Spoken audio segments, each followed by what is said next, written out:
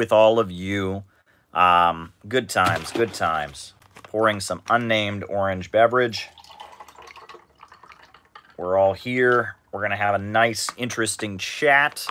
You know, I often say that this chat is not intended to go for a long time, and then I end up talking for a long time. And then there's nights where I come on here with a big speech prepared, and we end up ending early. So I can't predict how long we'll go on tonight. I'll do my normal thing where I give my opening remarks, and then from there, I do the roll call, and then from there, I answer your super chat questions. That's how we do the show here.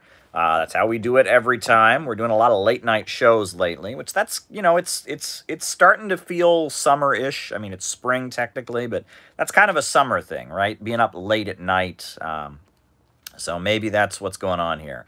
But I'll try to do some afternoon ones later this week. You know, different times are better for different folks, right? I mean, it's just that's how this works. Some nights it's better to do a late night, and you know, but there's different people in different parts of the world. We got Australians watching, we got people in Beijing and in China watching, but we also got people in Germany and Britain and France and Russia and England and UK and Scotland watching.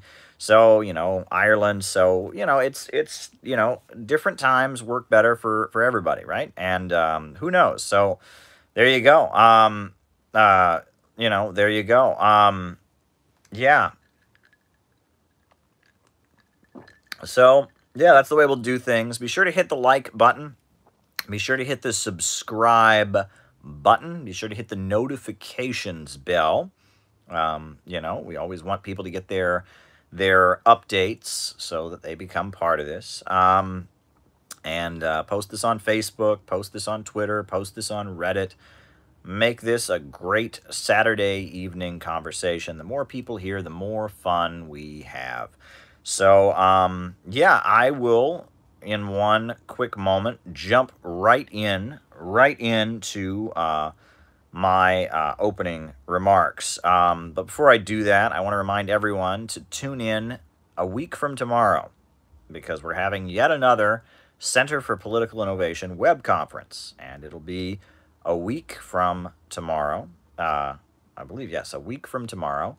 We'll be having a Center for Political Innovation web conference, and the topic will be marching into May Day, and that's what we're going to do, marching into May Day. It's going to be a lot of fun. So be absolutely sure to tune in next week, 6 p.m. Eastern Standard Time. That's going to be good. Earlier this week, I had the opportunity of streaming with Nico House.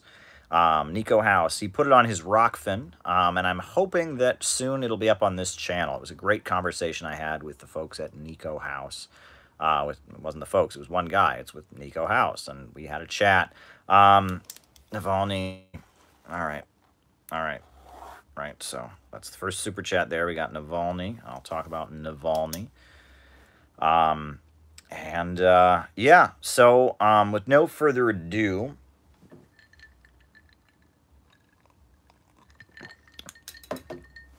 Belarus, socialist.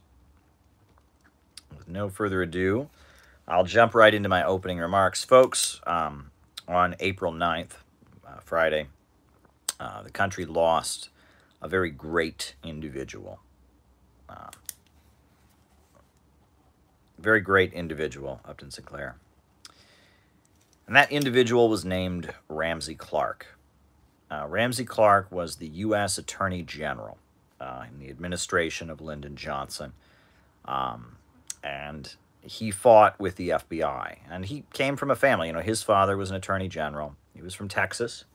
And, you know, he was young, and he was very much a Democrat and very much a supporter of the Civil Rights Movement. And as U.S. Attorney General, he fought against the FBI. J. Edgar Hoover and the FBI were pushing COINTELPRO and going after the Black Panthers and such. And Ramsey Clark pushed back against them. And he refused to, he actually refused to wiretap Stokely Carmichael, you know, was leader of the Student Nonviolent Coordinating Committee. He's, you know, he faced a lot of flack. He was considered to be a radical. He released a lot of people from federal prison. When Richard Nixon was running for president in 1969, Richard Nixon said, "The first thing I will do," 1968, "is when I get elected is fire Ramsey Clark." And that's what happened. Richard Nixon fired Ramsey Clark. So what did Ramsey Clark do? He got on a plane and he went to Vietnam. He went to Hanoi. And he announced that the Vietnamese people and their struggle for national liberation, Ukraine, Donbass, and their struggle for national liberation, the people of Vietnam were right, and the U.S. imperialists were wrong. And Ramsey Clark, look, Ramsey Clark, he was former U.S. Attorney General, and after leaving the position of being U.S. Attorney General, Ramsey Clark became a tankie. I don't know how to put it any other way. I mean, I don't think he spoke of himself explicitly as a communist, but he did criticize capitalism. He did criticize American imperialism. But more than that, he stood with the anti-imperialists. And that in and of itself is worth 1,000 times more than any statement. There are a lot of people in the United States who say they're against imperialism, say they're against capitalism, but the second that any force emerges around the world, Donetsk, the second that any force emerges around the world that actually is anti-capitalist, they distance themselves from it. They oppose it. They're neutral. They're critical. That wasn't Ramsey Clark. In 1979, when the Islamic Revolution of Iran happened, Ramsey Clark got on a plane. He went to Iran to support the Iranian people. He was an eyewitness to the Islamic Revolution of Iran. He was an eyewitness as an American. Got on a plane. At the time, the Iranian people are in revolt, chanting death to America. They're out in the streets overthrowing the Shah. Ramsey Clark got on a plane, and he went to Iran to stand with the Islamic Revolution of Iran. Ramsey Clark made a point of defending in international court the people that the U.S. imperialists would try to demonize, right? If they went after a leader from Africa, tried to accuse them of crimes, he would work in their defense because he knew who the real murderers and criminals were. As someone who was part of the U.S. Department of Justice, he knew who the real criminals and who the real murderers were. And he was there to tell the other side of the story. He organized a delegation of people to bring medicine to Iraq. At the time that Iraq was facing criminal sanctions, right? The Iraqi people were, suffering. The USA forbid, sorry about that. A little interesting that it cut out there. The USA forbid chlorine from going to Iraq. The USA wouldn't permit the Iraqi people to get chlorine to purify their water, and Iraqi children were dying in mass. I mean, they were just dying, and the sanctions were killing people. Ramsey Clark, he put together a delegation of people, and they made no secret about it. They went to the airport with big stacks of medicine that the U.S. government had said you're not allowed to give to the Iraqis, with all kinds of bottled water and all kinds of medical supplies and all kinds of food. All the things the U.S. government said the Iraqis, it was illegal to give the Iraqis. Ramsey Clark, former U.S. Attorney General, gathered, the press, and he announced, I'm getting on this plane and I am taking all this medicine to Iraq in defiance of U.S. law. This is a legal challenge to a genocidal policy. And Ramsey Clark broke the U.S. law and brought medicine to Iraqi children and fed Iraqi people food and stood against the genocidal U.S. sanctions that were imposed. That was pretty bold, and he could have been prosecuted, and he wanted them to prosecute him. He was hoping they would prosecute him for doing it, because then he could use that to expose the illegal nature of the policy of the sanctions on Iraq that killed so many people. When the U.S. government bombed Yugoslavia and bombed Serbia, claiming that the leaders of Serbia were committing genocide, Ramsey Clark became the attorney representing Slobodan Milosevic in the International Criminal Court.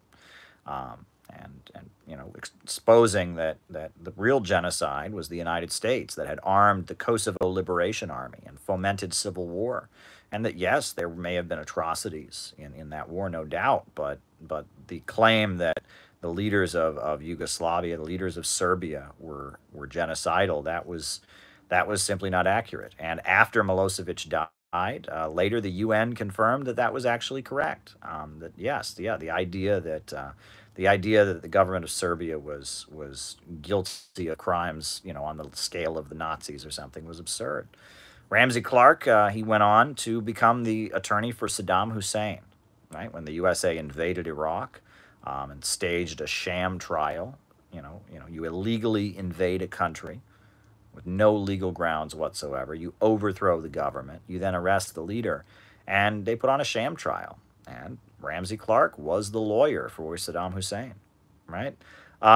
Ramsey Clark was an anti-imperialist to his core, right? And he was an anti-imperialist. He understood that the American imperialists, the American empire, were the main danger to humanity, and that the wars that are being threatened, by the imperialists, are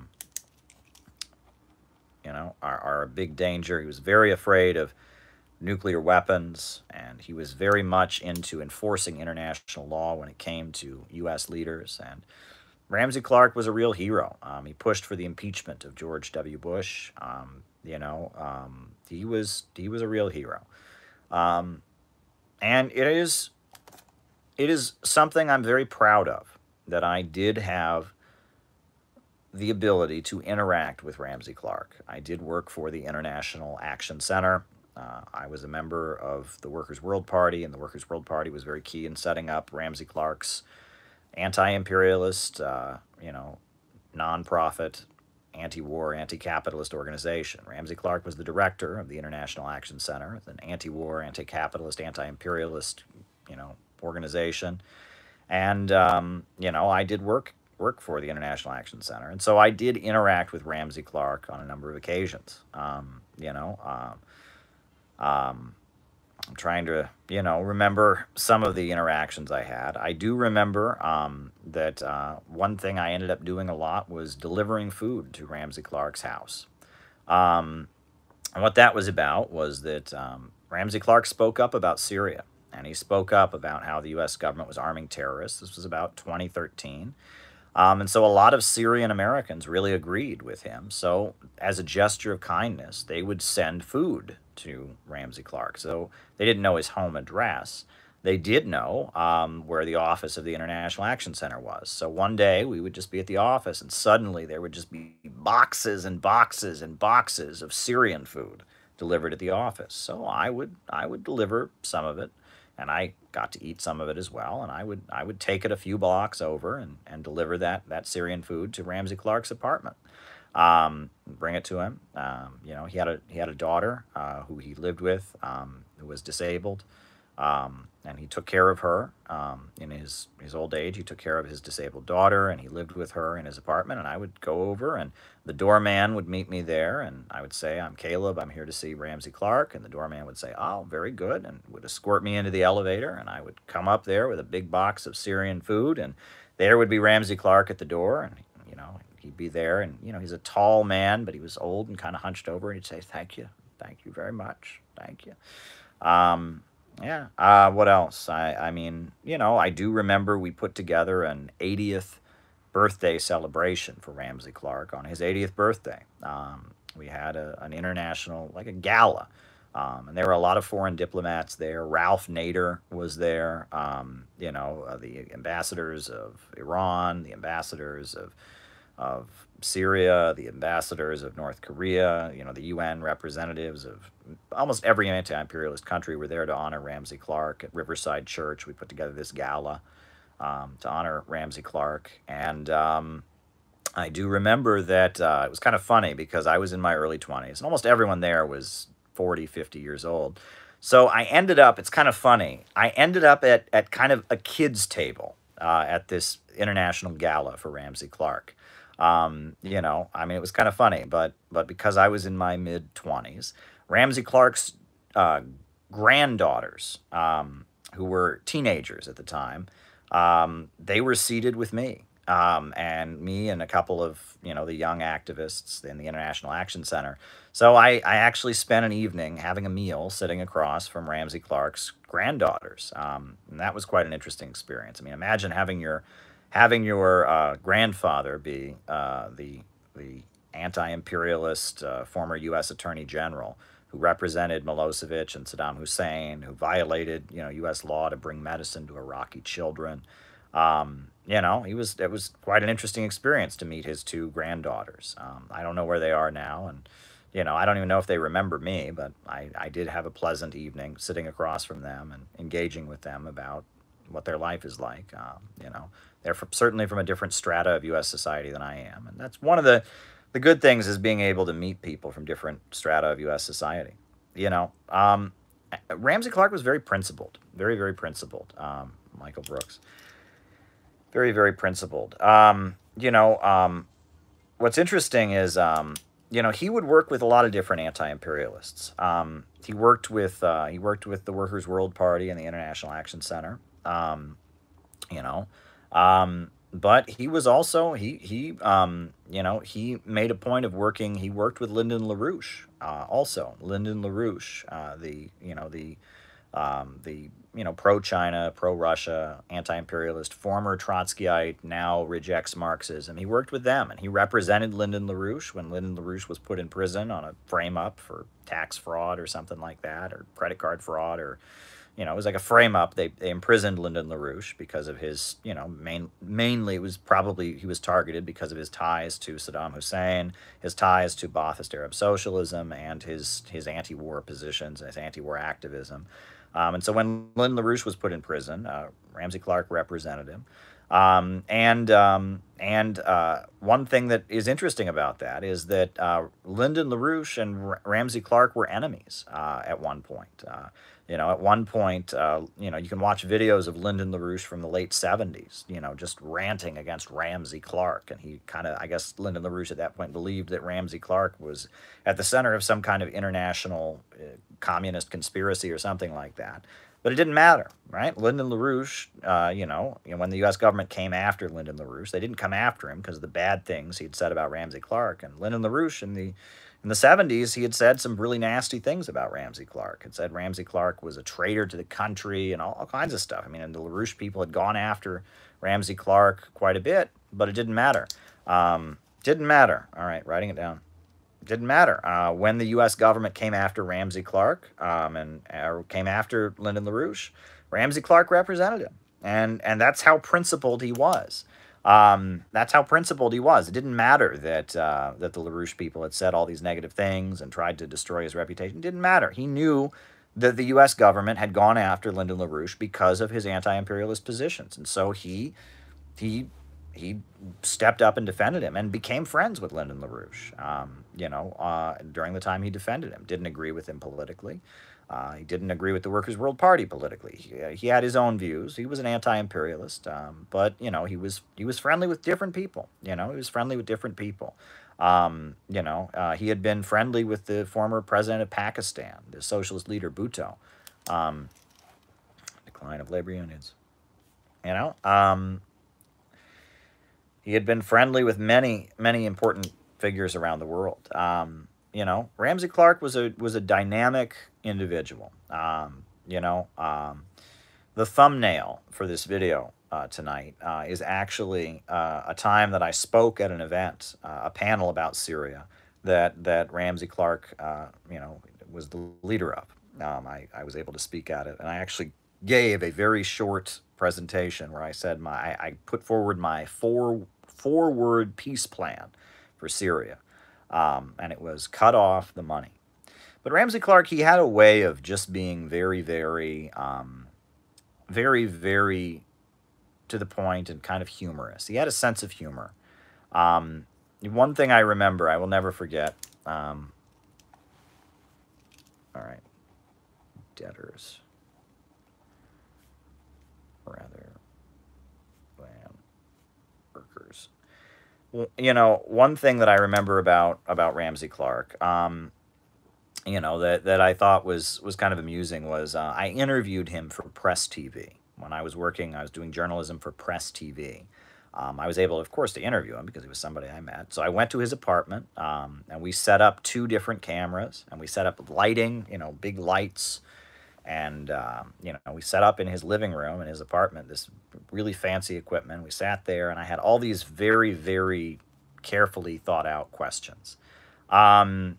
So I sat there and I asked him a very complicated question, like, you as a former U.S. Attorney General, why did you take the stands you took? What was the It was a very long, complicated question. I was new at interviewing people. I hadn't interviewed people very much before, and this was a high-level interview I was getting. And so I sat there and I asked him this very, very complicated question about where he went.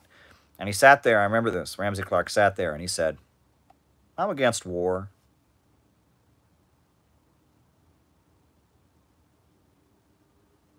And I mean, it was beautiful. I mean, it was sweet. It was very, very sweet. There was just something sweet about it.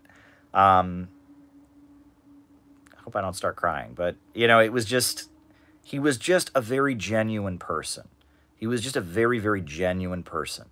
He was from Texas. He had this Texas Southern drawl, and he was from Texas, but he was an anti-imperialist, and he would start talking and be like, they are liars. The greatest mass murderers in the world are the imperialists and the Pentagon. They kill people all over the world. I mean, he felt it in his bones. He felt it in his bones. The anti-imperialism. I mean, this is a guy who had been inside the halls of empire. He had been inside.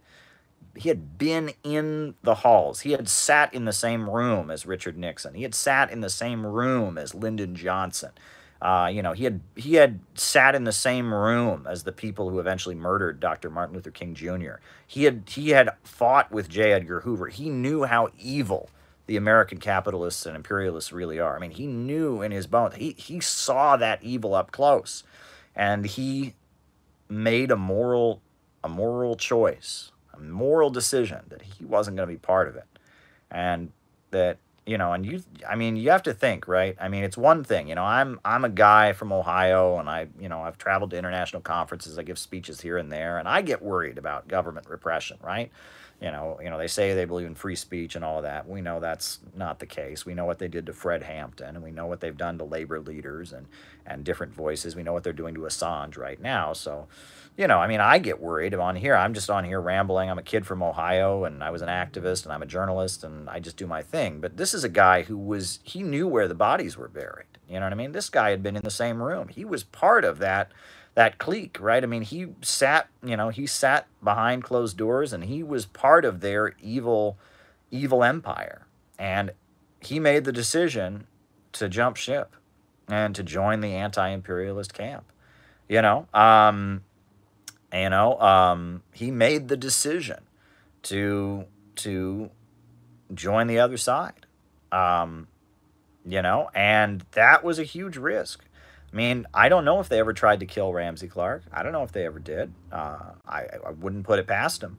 I mean,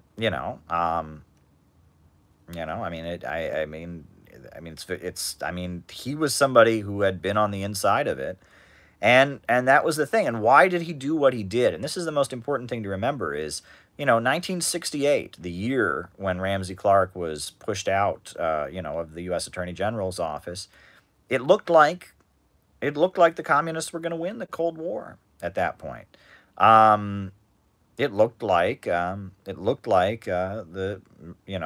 communists were going to win, and he wasn't the only government official in that time to have gone that route. They've covered it up, but there were others. There was a top CIA guy who defected to Cuba, and that there were a lot of people within the U.S. government, within the deep state apparatus, who said, you know what.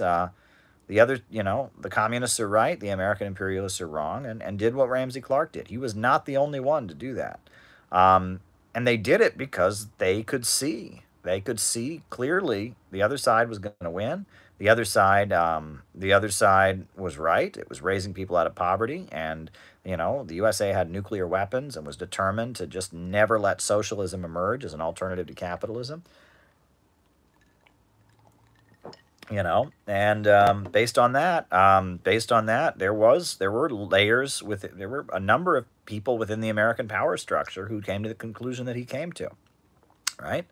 Um, you know, and that was a long time ago. A lot of them are dead now, and you know, Ramsey Clark is no longer with us, but he was certainly something special, you know, and you can bet that they have all kinds of mechanisms now to make sure that something like Ramsey Clark doesn't happen again. You know, I wrote that whole book about Kamala Harris and her personality and all of that. You know, Kamala Harris, right? You know, she was somebody who was a prosecutor. Ramsey Clark was also a prosecutor, a federal attorney. But he was somebody who realized what he was doing was wrong. I mean, he realized he was kind of like that. You know, you ever hear the old popular American hymn "Amazing Grace"? You ever hear the hymn "Amazing Grace"? Right? The story from Amazing Grace is that, you know, there was a slave owner, a slave ship, you know, a slave trader, and he was on his slave ship, and he was going to Africa, you know, to grab some people and bring them back to the United States to be slaves. And there was a storm on the ship, and he feared for his life, and he knew that slavery was wrong. And amid this storm, he had a religious awakening and turned the ship around and stopped being a slave trader because he realized that slavery was wrong.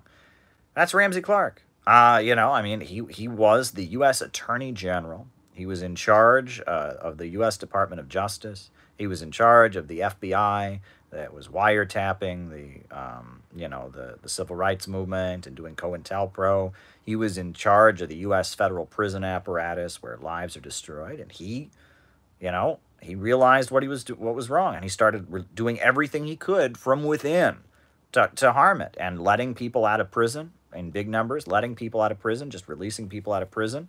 You know, I mean, and then, you know, trying to stop J. Edgar Hoover and wouldn't approve wiretaps of Stokely Carmichael. And from within the system, he awoke and he realized what was happening was wrong and tried his best to maintain his position and still try to stop things.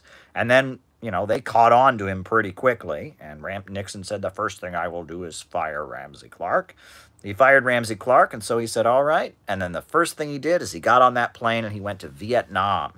And he met with the communists in Vietnam with the National Liberation Front. And he said, you guys are right. This is your country, and you have the right to run it. I mean, this is somebody who is very, very rare, right? And we'll talk about Kamala and Pete.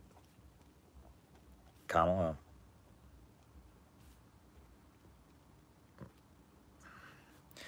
It's really rare. It doesn't happen very much, but, you know, I mean, it's pretty amazing. Ramsey Clark was a really dynamic individual. I'm really proud to have worked with him. I'm proud. I've got a photo of him. I tweeted it out with Ramsey Clark. You know, the thing is, that photo, I want to thank, if my friend who sent it to me, the person who took the picture is watching, thank you for sending it to me. You see, I never could get behind the selfie culture. Okay? I never could get into the selfie culture. You know, I went to Ramsey Clark's apartment on a number of occasions. I interviewed him for Press TV. I delivered food to him. I helped, you know, build the 80th birthday gala. I sat there with his granddaughters and all this. But I never could get into the, oh, famous person, click. Like, it seemed tacky to me. You know what I'm saying? It seemed like a tacky thing to do. You don't do that, right? Yeah, you know, and so I'll have opportunities, right? Andrew Yang. I'll have opportunities to get selfies with people, and I just don't feel right doing it. It just seems like a rude thing to do, to walk up to somebody and selfie with them, right? So, you know, even though I had interacted with Ramsey Clark so many times, it hadn't been for my good comrade sending me that picture, I wouldn't have a photo record of it, right? I could go and try to dig up the Press TV interview somewhere, see if it's online, but Press TV's had their YouTube channel taken down a bunch of times, and you know, but if it hadn't been for that, you know, all right, DPRK, hadn't been for that, I wouldn't even have had that picture. So, you know, I'm happy that I have this photo. But at the same time, it's like, you know, I just can't get into this selfie culture, this, you know, like, oh, you know, here I am standing next to a famous person. I just, you know, it's okay. And when people do it to me, I'm totally flattered, by the way. You know, I've had people, oh, are you Caleb from RT selfie? Are you Caleb, the communist guy on YouTube? Hey, good for you. You know, I'm flattered. I'm deeply flattered. So don't worry. If you ever meet me in person and you want to do that with me, by all means, I'm not going to stop you. I'm not offended when people do it, but I just don't feel right doing it to other people. It's difficult for me to do. There's been times where I've been able to just kind of swallow my conservatism and just make myself do it because it's worth it, right? Larry King, right? I did it with Larry King, the CNN anchor. He was at the office one day, and I thought, I just need to get this, and so I selfied, and that was fine. And I've got selfies with certain people that I haven't put on the internet, right? I've saved them, right? And they're not selfies. I have photographs with some people that are rather notable that I have not put on the internet. I've been advised not to advertise that I met certain people, and maybe someday those photos will be available, but right now they are not. I've traveled around the world and I've met different people around the world, so I've never heard of that. But I wrote it down. I've never heard of that. Never heard of that. But yeah, and I may not publish some of the photos of the people I've been selfied with. It's like you're not supposed to view people that way. I feel like it's kind of an insult, right? When you meet somebody, you should be valuing them for who they are, right? And when you pull your selfie phone out, you're just like, oh, you're a notch in my belt. You're a status symbol for me on social media. I don't care about you. I don't want to talk to you and ask you questions. I don't want to, tell you how I... Oh, no. You're my status symbol. Get over here. You're my trophy. Take a selfie. It's just a rude thing to do. And so I just cannot get in the habit of doing that. And I do have some selfies with famous people, but it always feels awkward when I do it. I always almost don't want to ask. It's like something about it is not right. So thank goodness that photo was sent to me. Thank you to my friend who sent that to me. Because if not, I would not have had that photo, because I don't, you just don't do that, right? It's just not, I just don't feel right getting selfies with people. So there you go. But yeah, Ramsey Clark, another great interaction, right? I remember Riverside Church. We had a huge rally in Riverside Church. It's a very big church in Harlem, to stop the bombing of Libya. And the Nation of Islam and their people were there. God, I get emotional when I talk about Libya. Somebody in the comments just mentioned the Green Book, and so I have to talk about Libya. And I'm thinking about Ramsey Clark. I'm remembering things. And, in Harlem, there's this very big church called Riverside Church. The church where Dr. Martin Luther King gave his speech condemning the Vietnam War, the Beyond Vietnam speech. USSR formation. And I remember, we had a very big meeting against the bombing of Libya at Riverside Church. And at that very big meeting, Ramsey Clark was there. Ramsey Clark went to Libya. And I'll never forget, he got up there in front of the audience, former U.S. Attorney General. He says, Gaddafi has done great things for Libya. He's done great things for the country, And he said, I've been to Benghazi, been to Tripoli, and based on, it's pretty clear if you go there that the people there, they support Gaddafi, right? He was just telling the truth. He said the people there, they support Gaddafi. And he said that. And there was this young Libyan woman, like a young Libyan college student, who had come to the meeting and was probably confused, right? She, on the one level, was probably angry about some of the conditions in her home country, but had opposed the bombing. And so when Ramsey Clark, said, it's pretty clear the people of Libya support Gaddafi, this, 20-year-old girl stood up and she shouted, "No, we don't!" And he looked at her and said, "Well, I guess you don't." And she just, was kind of embarrassed, and then she just left. It was weird. I think she'd intended it to be a disruption or something. "No, we don't." And he said, "Well, I guess you don't." And that's true, right? That 20-year-old college student probably had some legit grievances about Libya. Look, it's a developing country. A lot of corruption. You know, Gaddafi, in order to stop counter-revolution, he had to put together some pretty nasty security services, right? Some pretty nasty security services that got, you know, took care of business, right? That's the point that Michael Parenti always talks about. The Sandinistas, before they came to power, they talked against Stalinism. They didn't like the Soviet Union. It was Stalinist, but they believed in, you know, they were not going to be Stalinists, blah, blah, blah. But then what happened, right? They took power, and immediately immediately they're facing the counter-revolution. They had to put together a secret police. They had to put together their own KGB, right? And, you know, I mean, and that's, you know, Gaddafi, in order to stop the counter-revolution, right? I mean, you know, in order to stop them from overthrowing him, he had to put together a nasty group of folks that would, you know, I mean, and that was, you know, and I'm sure that was awful, right? And that there was corruption in Libya for sure. So, you know, this young woman that shouted at Ramsey Clark, no, we don't. I mean, she probably had some legit grievances. But Ramsey Clark was telling the truth. I mean, when Gaddafi was fighting, you know, the civil war in Libya, they would have demonstrations of millions of people waving the green flag and supporting Gaddafi. Gaddafi was one of the most popular leaders, and the revolutionaries, you know, most of them weren't even from Libya. They were from other parts of the world. They were Al Qaeda. They were his Muslim Brotherhood types, and so there you go. You know, but remember at that event at Riverside Church where Ramsey Clark spoke about Libya? He'd just gotten back from Libya. All right, EU and U.S. imperialism. You know, he'd just gotten back from Libya, and one thing I remember was you know, Cynthia McKinney, the congresswoman. She was there. The Nation of Islam, you know, the organization of Minister Louis Farrakhan, they were there.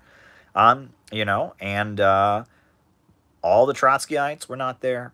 All the anarchists were not there. Yeah, I mean, all these forces that claim to be anti-imperialist just couldn't bring themselves to support Gaddafi. Just couldn't bring themselves to stand against the bombing of Libya. But you know, this whole room, there were lots of black nationalists. There were lots of tankies, MLs. You know, they could stand against it. So yeah, that was pretty special. You know, they would have that forum for Libya. So yeah, Ramsey Clark was a great human being. Great human being. So I got just